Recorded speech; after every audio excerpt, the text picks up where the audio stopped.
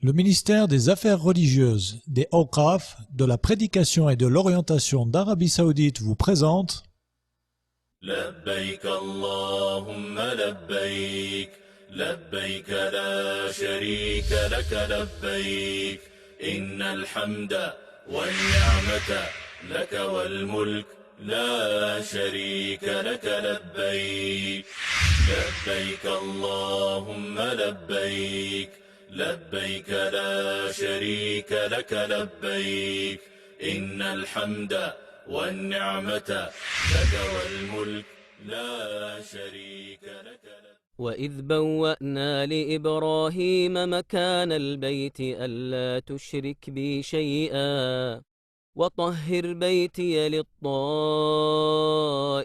والقائمين والركع السجود وأذن في الناس بالحج يأتوك رجالا وعلى كل ضامر يأتين من كل فج عميق. La Mecque. Ici se trouve la maison ancienne d'Allah, le point auquel est attaché le cœur de tous les musulmans, où qu'ils se trouvent sur terre. C'est vers elle qu'ils se prosternent et que convergent 5 fois par jour les cœurs emplis de dévotion et d'humilité envers Allah le Très-Haut. Les musulmans accourent des 4 coins du monde afin d'accomplir leurs rites et d'effectuer les circuits autour de la Kaaba sacrée depuis le jour où l'ami proche d'Allah, Ibrahim, l'a construite, en obéissant ainsi à l'ordre de son Seigneur. Ils s'y rendent pour répondre à l'appel d'Allah qui les invite à accomplir le pèlerinage à la maison sacrée, car la Kaaba est le premier lieu d'adoration qu'Allah a instauré aux hommes. Ils y adorent Allah avec rectitude et clairvoyance, se basant sur une croyance pure et débarrassée de toutes les convictions erronées et les fausses compréhensions. إن أول بيت وضع للناس للذي ببكة مباركا وهدى للعالمين فيه آيات بينات مقام إبراهيم ومن دخله كان آمنا ولله على الناس حج البيت من استطاع إليه سبيلا ومن كفر فإن الله غني عن العالمين. Lorsqu'Allah décida de faire éclater le soleil de l'islam, il envoya son messager et dernier prophète, qu'Allah prit sur lui et le salut, avec la religion de vérité, pour sortir l'humanité des ténèbres vers la lumière, afin de leur montrer clairement l'égarement et l'ignorance dans lequel ils se trouvaient, et de leur expliquer ce qu'est vraiment l'adoration, et afin de leur montrer qu'Allah le Très-Haut n'a créé les djinns et les humains que pour qu'ils l'adorent, lui seul et sans associé. سمع الله لمن حمده ربنا ولك الحمد. Les piliers de l'islam. On rapporte de sources sûres que le prophète d'Allah, qu'Allah prit sur lui et le salut, a dit « L'islam est bâti sur 5 piliers. L'attestation qu'il n'y a de divinité digne d'adoration qu'Allah et que Mohammed est son messager, l'accomplissement de la prière, l'acquittement de la zakat, le jeûne du mois de Ramadan et le pèlerinage à la maison sacrée d'Allah. Le pèlerinage est donc un des piliers de l'islam. L'islam d'une personne qui a les moyens d'accomplir le pèlerinage n'est pas complet tant qu'elle ne l'a pas accompli. Le pèlerinage, appelé al-Hajj, est le 5e pilier de l'islam. C'est une obligation pour tout musulman ayant atteint la puberté, doué de raison, libre au moins une fois dans sa vie, s'il en a la possibilité financière et physique. Des millions de pèlerins se rendent chaque année sur le sol des lieux saints afin d'accomplir leurs obligations religieuses. Sur les instructions du roi d'Arabie Saoudite, le serviteur des 2 lieux saints, de procurer les meilleurs services à toute personne qui souhaite accomplir ces rites, le royaume a mis à disposition tous ses moyens matériels et humains. Tous les ministères et les institutions ont reçu ordre de se mettre au service des pèlerins, que l'on appelle aussi les invités du tout miséricordieux, afin de leur procurer le confort, la paix et la sécurité, de leur arrivée dans le royaume jusqu'à leur retour vers leur pays d'origine. Tout au long de leur séjour, ils sont entourés par la protection d'Allah le Très-Haut, puis ils font l'objet de l'attention dispensée par le gouvernement de ce pays béni. Tu remarqueras, chères sœurs et pèlerins, que de nombreux projets de réalisation, de services et de programmes spécifiques, modernes et inventifs ont été exécutés et se succèdent pour te procurer confort, sécurité et sérénité. N'hésite donc pas, chers frères, chères sœurs, à en faire usage. Bienvenue à toi, notre cher hôte, dans le pays des deux lieux saints, le royaume d'Arabie Saoudite. Les différentes manières d'accomplir le Hajj ou pèlerinage. Le pèlerinage peut s'accomplir de différentes manières que l'on appelle ansak. Pour chacune de ces manières, il y a une description et un certain nombre d'actes qu'il est obligatoire d'accomplir afin que le pèlerinage soit valide. Ces manières sont at-tamattu', al-qiran, al-ifrad. La meilleure de ces manières est at-tamattu', pour celui qui n'a pas ramené la bête à sacrifier avec lui. Cette manière est celle qu'a recommandé le prophète de la guider, Mohammed, qu'Allah prie sur lui et le salue. Pour accomplir le rite tamattu', il faut donc tout d'abord se mettre en état de sacralisation pour accomplir la Umrah, ou petit pèlerinage, dans les mois du pèlerinage, et se désacraliser après avoir effectué les tours autour de la Kaaba, les allers-retours entre les monts Safa et Marwa, puis s'être coupé les cheveux. On se désacralise ensuite complètement. Puis, le 8e jour du mois de Dhul Hijjah, on se remet en état de sacralisation de là où on se trouve, on se dirige vers les lieux sacrés et on accomplit le pèlerinage. En suivant ce rite, on est tenu de sacrifier une bête. Si on n'en a pas les moyens, on devra jeûner 3 jours durant le pèlerinage et 7 jours une fois de retour dans son pays. Quant au rite Qiran, il consiste à se mettre en état de sacralisation pour accomplir la Umrah et le Hajj en une fois, sans se désacraliser entre les deux. On dit alors « Labbaik Allahumma umratan wa hajjan » « Je viens à toi, ô Allah, pour accomplir la Umrah et le Hajj ». Une fois arrivé à la Mecque, on effectue les tours dits d'arrivée autour de la Kaaba, Tawaf al-Qudum, puis les allers-retours entre Safa et Marwa, correspondant au Hajj. On reste en état de sacralisation, on se rend ensuite à Mina le 8e jour pour compléter les 2 rites qui sont la Umrah et le Hajj. Sauf que l'on n'a pas à accomplir les allers-retours entre Safa et Marwa que l'on aura déjà effectué en arrivant. En suivant ce rite, on est également tenu de sacrifier une bête, et si on n'en a pas les moyens, alors on doit jeûner 3 jours pendant le Hajj, et 7 jours une fois revenu auprès de sa famille. Enfin, le rite Ifrad consiste à se mettre en état de sacralisation pour accomplir le Hajj seulement. Une fois arrivé au point d'entrée en état de sacralisation, on dit « Labbaik Allahumma hajjan » « Je viens à toi, ô Allah, pour accomplir le Hajj ». Arrivé à la Mecque, on effectue les 7 tours autour de la Kaaba, les allers-retours entre Safa et Marwa, et on reste en état de sacralisation jusqu'à la fin des rites du Hajj. Celui qui effectue le pèlerinage de cette manière n'est pas tenu de sacrifier une bête, car il n'effectue pas la Umrah et le Hajj en un seul rite. La meilleure manière d'accomplir ces rites sont dans l'ordre At-Tamattu', puis Al-Qiran, puis Al-Ifrad.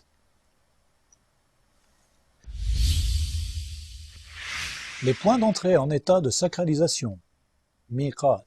Chers frères, chères sœurs, si tu as la ferme intention de voyager vers la Mecque afin d'accomplir les rites du pèlerinage ou de la Umrah, tu dois te mettre en état de sacralisation à partir d'un des 5 points d'entrée que le prophète, qu'Allah prie sur lui et le salue, a désigné et que l'on appelle Miqat.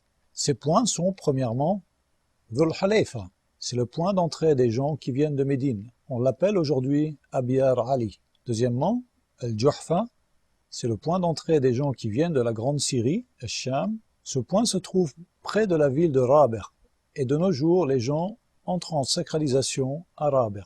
Troisièmement, Qarn al-Manazil, c'est le point d'entrée des gens venus du Nejd, qui est la région centrale de l'Arabie. On l'appelle de nos jours As-Sayl al-Kabir. Quatrièmement, il y a Lamlam, c'est le point d'entrée des gens qui viennent du Yémen. De nos jours, les gens se sacralisent à Sa'diyya. Cinquièmement, Dhat Irq, c'est le point d'entrée des gens qui viennent de l'Irak.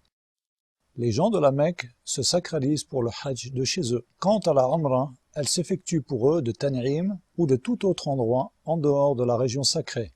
De même, les gens de Jeddah se sacralisent de chez eux.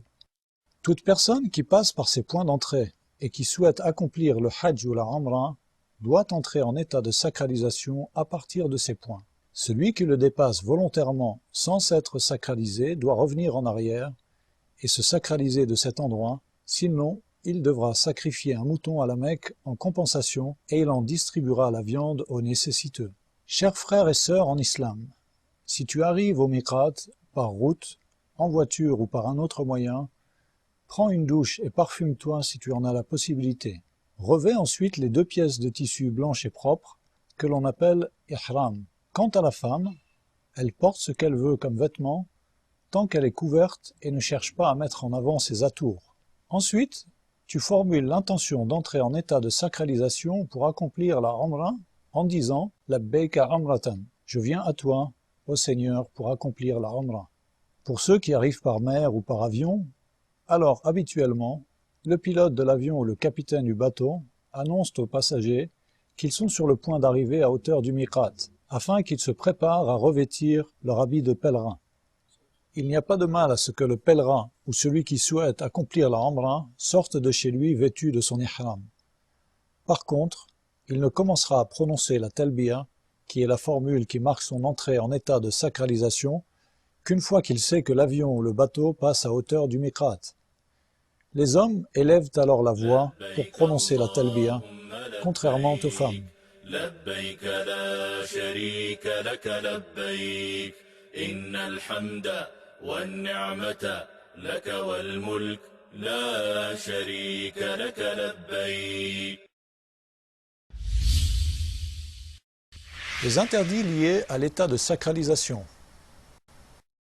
Une fois que tu as prononcé l'intention d'accomplir la Umrah en disant « Labbayka Umratan » je viens à toi, ô Allah, pour accomplir la Umrah, ou d'accomplir la Umrah et le Hajj en disant « Labbayka Umratan wa Hajjan » je viens à toi, ô Allah, pour accomplir la Umrah et le Hajj, ou encore d'accomplir le Hajj seul en disant « Labbayka Hajjan » je viens à toi, ô Allah, pour accomplir le Hajj, tu es entré en état de sacralisation et certains actes deviennent interdits. Ces interdits sont se couper ou se raser les cheveux, se couper les ongles. Si des cheveux ou des ongles tombent involontairement, ou si on les coupe par oubli ou par ignorance de l'interdit, on n'encourt aucun reproche. Il est interdit à la personne en état de sacralisation de se parfumer le corps ou les habits. Par contre, aucun reproche ne sera fait s'il reste l'odeur du parfum que l'on a utilisé avant d'entrer en état de sacralisation. Il lui est interdit également de chasser en tuant un animal ou en participant à la battue ou d'aider d'une manière ou d'une autre. Il est interdit à toute personne, pèlerin ou non, dans la zone sacrée, de couper les arbres ou les plantes qui ont poussé sans intervention humaine. Il est interdit à toute personne, pèlerin ou non, de ramasser les objets perdus dans la zone sacrée, si ce n'est pour trouver son propriétaire. Il est interdit, tant que l'on est en état de sacralisation, de demander la main d'une femme ou de contracter un mariage, que ce soit pour soi-même ou pour une tierce personne. Il est interdit d'avoir des rapports sexuels tant que l'on est en état de sacralisation ou d'embrasser une femme avec envie. Il est interdit à la femme en état de sacralisation de porter des gants et de se couvrir le visage avec un niqab ou une burqa, sauf en présence d'hommes qui ne sont pas ses proches. Dans ce cas, il lui incombe de se couvrir le visage avec un voile ou autre, comme c'est le cas lorsqu'elle n'est pas en état de sacralisation. Quant au fait de se protéger du soleil sous une ombrelle ou le toit d'une voiture, ou de porter ses bagages sur la tête, il n'y a pas de mal à le faire. Si le pèlerin se couvre la tête par oubli ou par ignorance de la règle, il lui incombe de se découvrir la tête dès qu'il se le rappelle ou dès qu'il prend connaissance de l'interdiction, et il ne lui en sera pas tenu rigueur.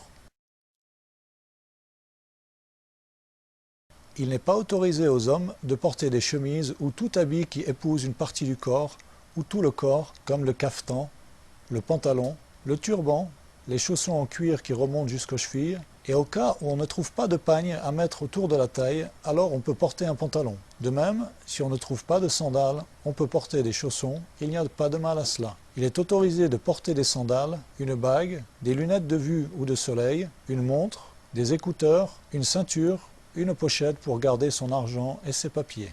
Il est autorisé aux pèlerins de changer d'habit, de les nettoyer, de se laver la tête ou le corps, et si en faisant cela, il perd des cheveux ou des poils, ou s'il se blesse involontairement, il ne lui en sera pas tenu rigueur. Il n'existe pas de prière à accomplir au moment de se sacraliser, comme beaucoup le croient à tort. Le pèlerin, ou celui qui souhaite accomplir la Umrah, se doit de respecter les obligations religieuses qu'Allah lui a imposées, comme la prière en groupe à l'heure prescrite. Il doit également éviter de désobéir à Allah, de commettre des péchés, d'avoir des rapports charnels ou de prononcer des paroles vulgaires et déplacées, et ces interdictions incombent à tout musulman.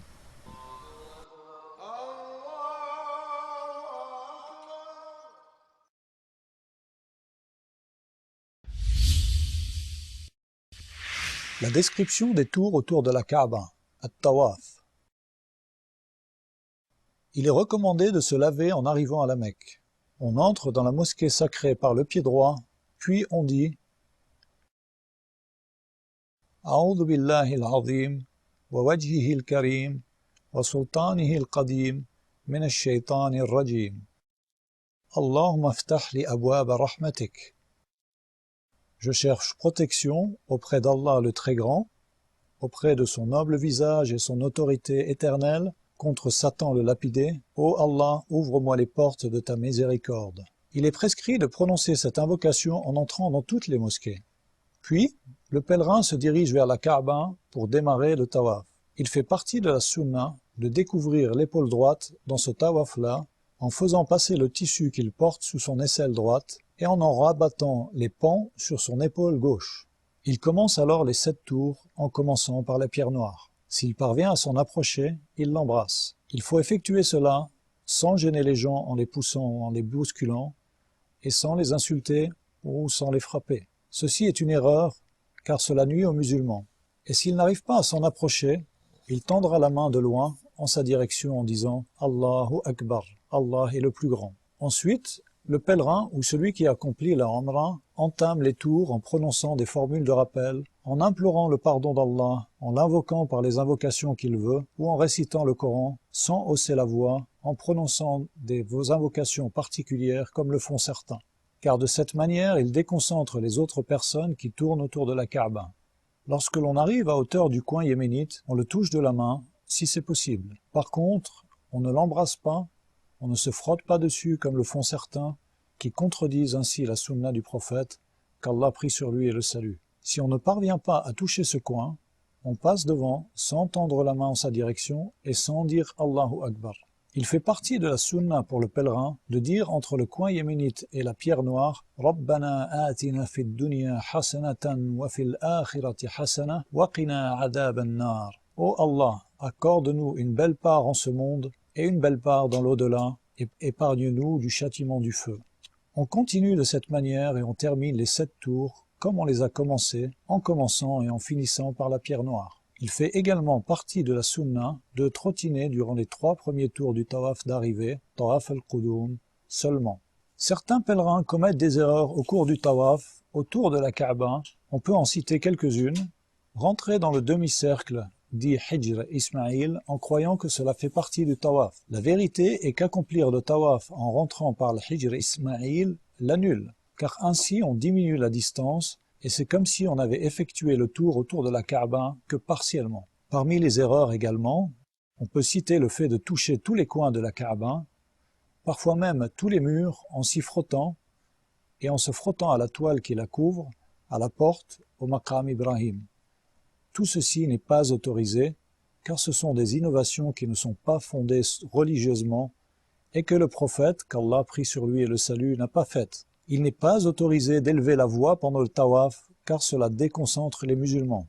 Une erreur également qui survient lors du tawaf est que les femmes viennent se presser contre les hommes, surtout autour de la pierre noire et du Maqam Ibrahim, et il convient d'éviter cela. Dès que le pèlerin termine son tawaf, il doit s'empresser de couvrir son épaule droite. C'est une sunna confirmée que de prier 2 rak'at derrière le maqam Ibrahim si possible. Sinon, on prie ces 2 rak'at là où on peut dans la mosquée sacrée. On récite dans la première rak'a après la Fatiha la sourate Al-Kafirun, puis dans la deuxième rak'a après la Fatiha la sourate Al-Ikhlas. Si on récite d'autres sourates, il n'y a pas de mal.